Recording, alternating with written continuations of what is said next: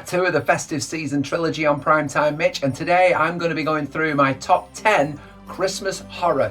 I did 5 of these last year and I thought I would expand on that because I've watched a few more and I've had a bit more time to think. Last year was really about seeing what I could do on this channel. Now I'm going to expand. I've managed to grab my squirrel onesie once again and I am going to go through my favourite horror scares from number 10 all the way through to number 1. First of all, guys, please, if there are any of these movies that you haven't seen, when they pop up, just skip over to the next one and go check it out, and then you can listen to what I have to say about it afterwards. I don't want to ruin anything for anybody. It is more blessed to give than it is to receive.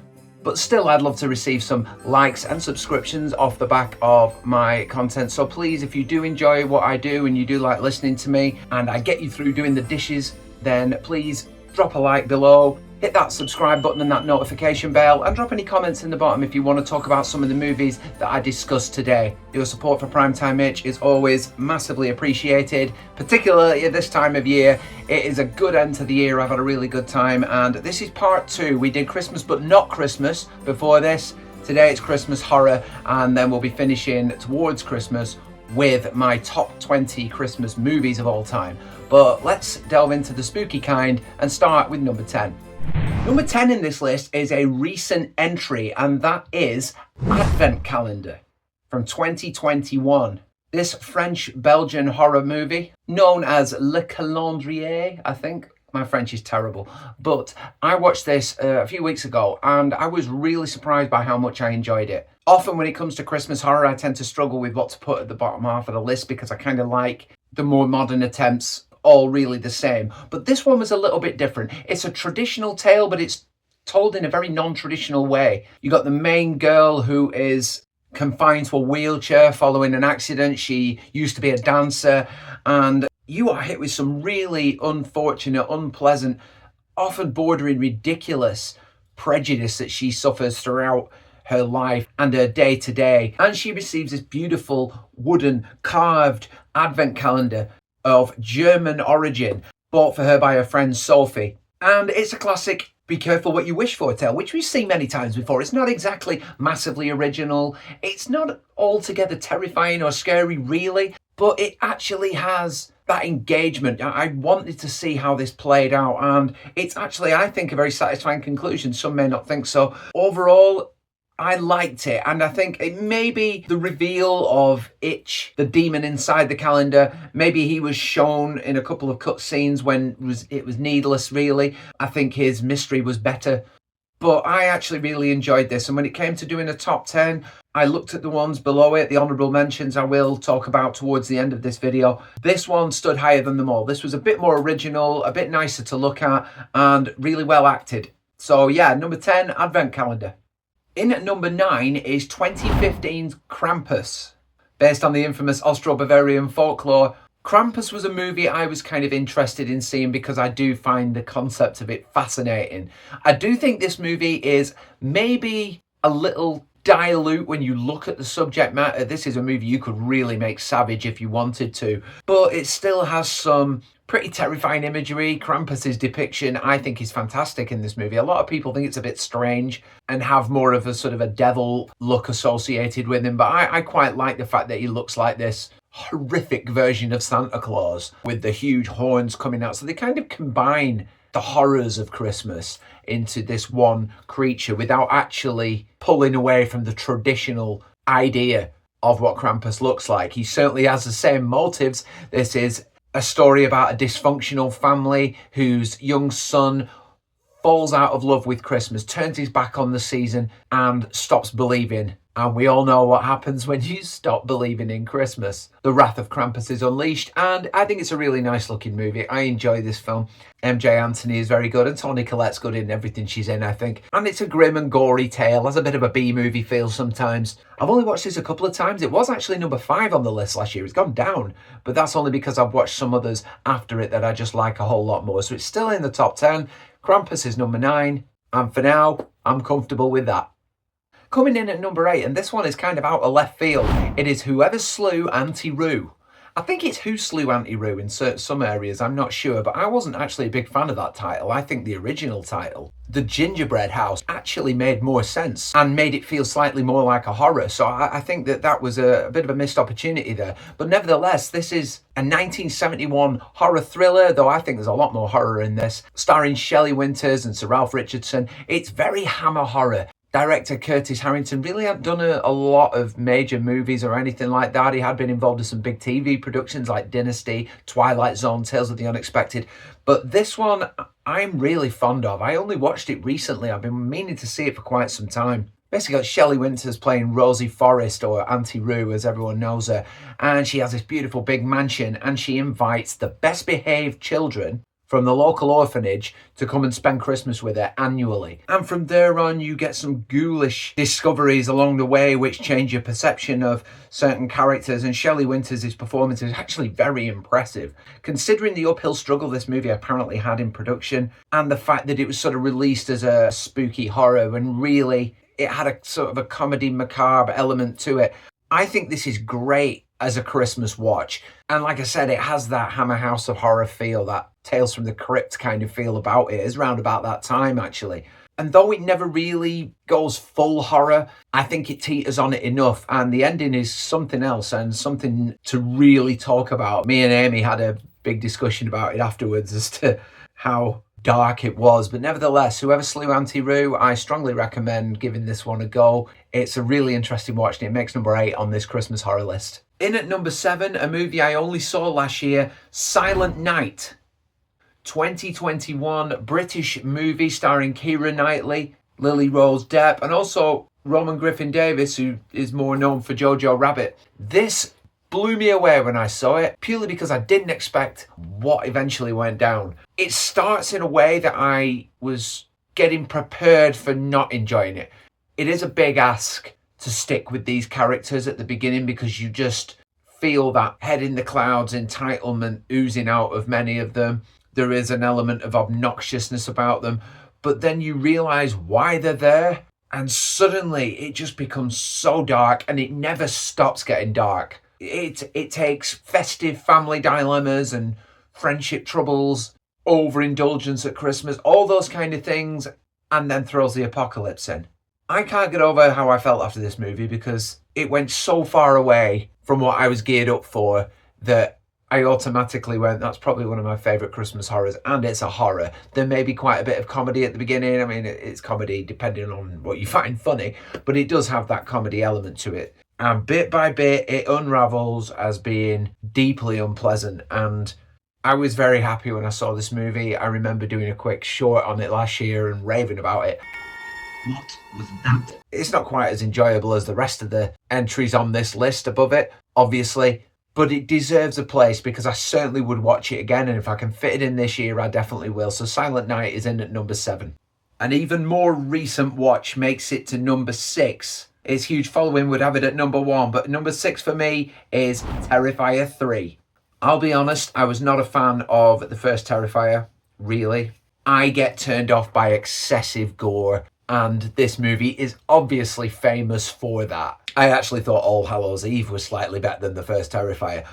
But number 2 again, bit more story, nasty and gnarly as hell and way over the top in some bits. And like I said, it doesn't really do it for me, but it was an improvement. Terrifier 3, on the other hand, was something else.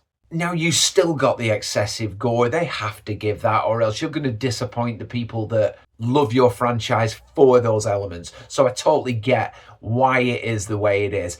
But Terrifier 3 turned the volume up on the story as well. They gave you some more lore. They gave you some more explanations for the supernatural goings on.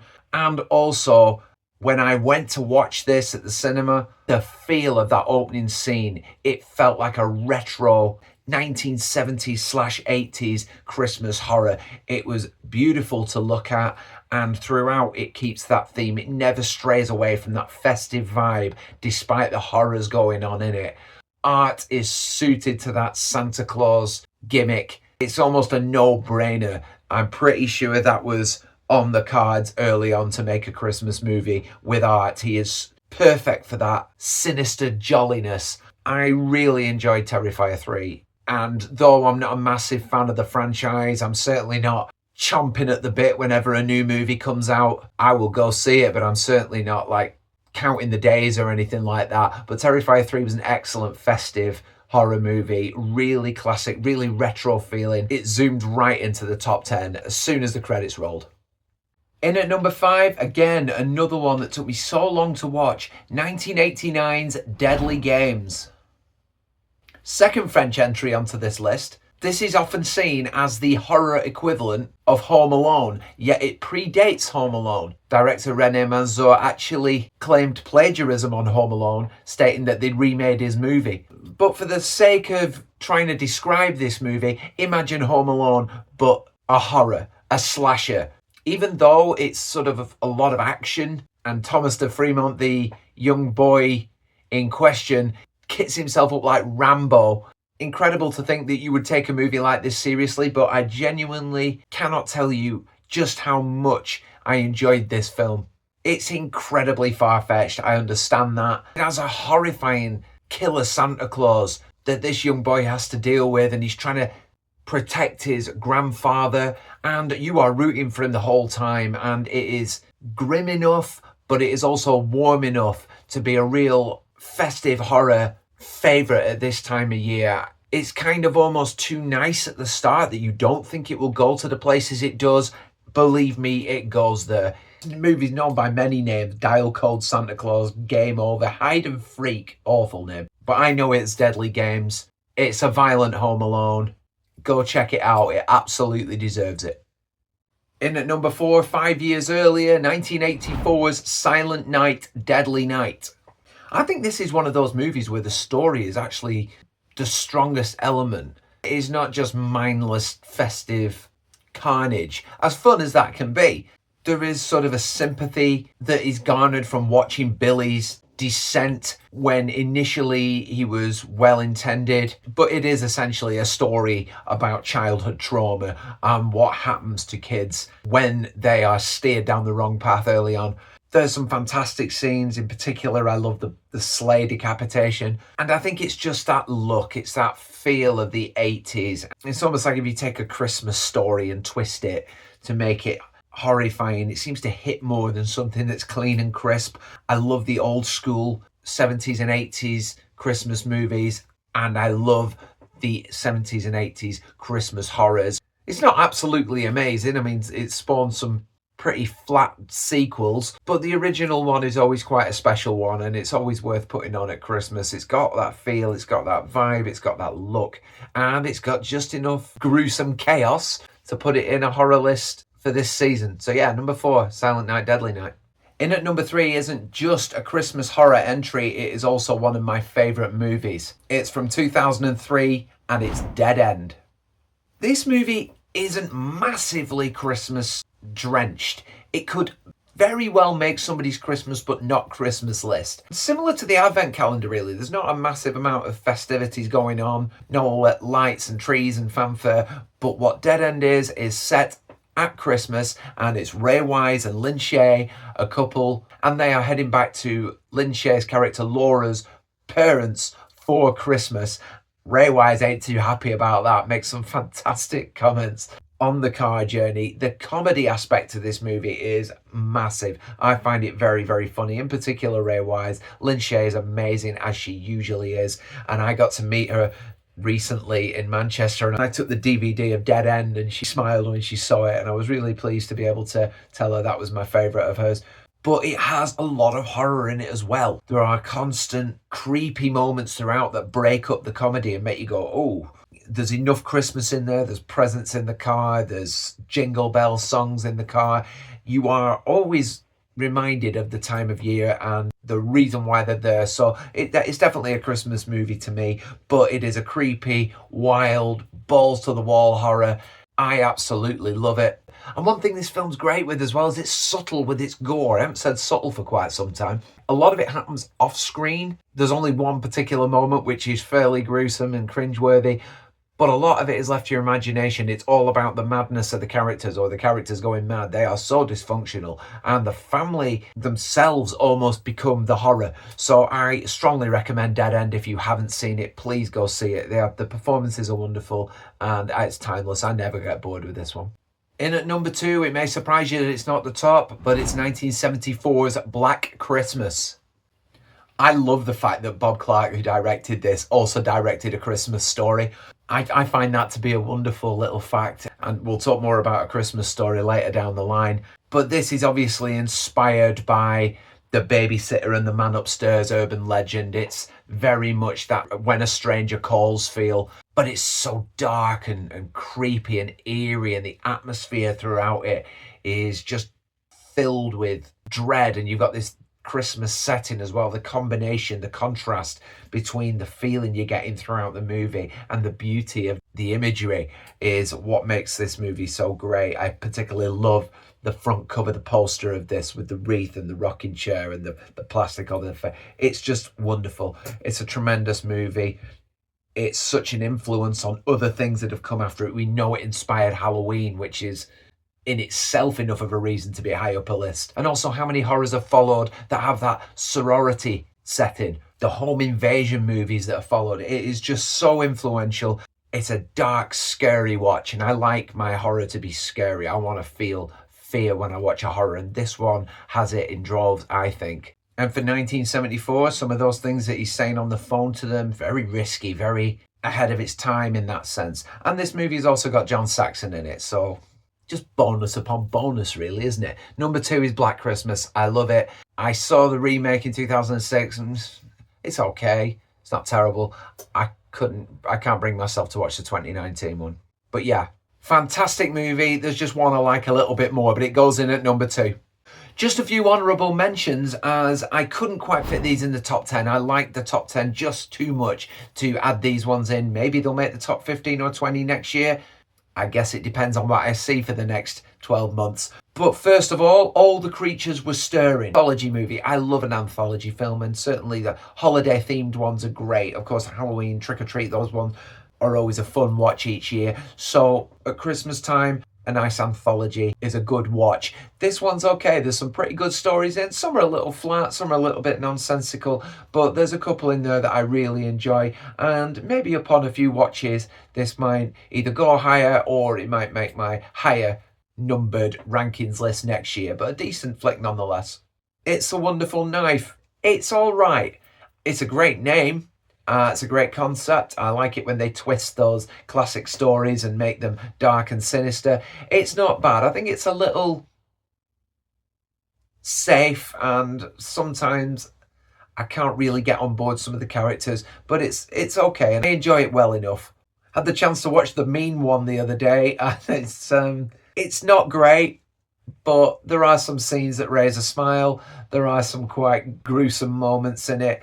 The acting leaves a little bit to be desired, but I don't think this one's meant to be taken too seriously, and I had a bit of fun with it.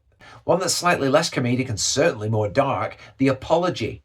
Ridiculous how Linus Roach, the son of Ken Barlow from Coronation Street, is headlining this one. But it is a really dark and disturbing tale. It becomes quite uncomfortable in bits. It's set at Christmas. There is snow outside. There's a tree and lights in the house. It is a Christmas movie. I think it's a little too dark for Christmas, this one. That it's too close to the bone and uncomfortable for it to make a Christmas horror list, but it's certainly got the horror and it's got Christmas. So, and also 𝐒𝐿𝐼 Velasco will be very upset with me that his movie has not made my top 10, but All Through the House, 𝐒𝐿𝐼 plays the Santa-clad killer in that movie. I enjoyed this, I have to say. It is a really nice little independent horror, a very twisted killer that's very specific with the way he goes about inflicting punishment on his victims, but there's a little bit more to it than that. And this is a decent little movie. It's well shot. There's a nice score in the background of it, and the colours are really good, and the kills are quite fun as well. I just liked the top 10 too much to displace them, but go check it out. It also has the same name as something I'd like to mention that isn't a movie, but it's part of a movie. It's the first part of the 1972 Tales from the Crypt That All Through the House had Joan Collins. Now I'm talking about the British version. There is a US version as well, which is worth a watch, but a very creepy story about a woman who's murdered her husband on Christmas Eve. It's only short, it's worth seeing. Go check it out. But let's go to number 1 on this top 10 list. The number 1 on Primetime Mitch's Christmas horror top 10 ranking is Christmas Evil. Originally titled You Better Watch Out, this movie starring Brandon Maggart and Jeffrey DeMunn is insanely dark and done in such a matter-of-fact way. It's very patient. Similar to Silent Night, Deadly Night, you get that gradual decline into madness. But this time, this isn't a young, traumatized boy. This is a fully grown man. He may have had trauma when he was younger, which has led to this, but he is almost chipped away at by the happenings around him that make him go completely off the rails. And the fact that the reason he was traumatized as a child was through a complete misunderstanding is even more tragic. It's amazing how something that could have been avoided so easily can escalate to the proportions it does. And again, like I said, it takes its time, this movie. You don't see an awful lot of action, for want of a better word, until the mind has completely spiraled and Harry starts to take on what he believes is his role as Santa Claus. He is gluing a beard to his face. And in one scene, which I found particularly disturbing, I don't know whether it might have been comical to others, but I guess it's how your mind works, how your imagination works. But when he is trying to get down the chimney into this house where this couple are sleeping, and he is struggling and it's freezing cold up there and he's stuck and he can't move, just that complete disintegration of his senses, I found really, really scary. There's a great scene with the kids where he is telling them to be good little boys and girls. But if you're bad boys and girls, your name goes in the bad boys and girls book. And I'll bring you something horrible.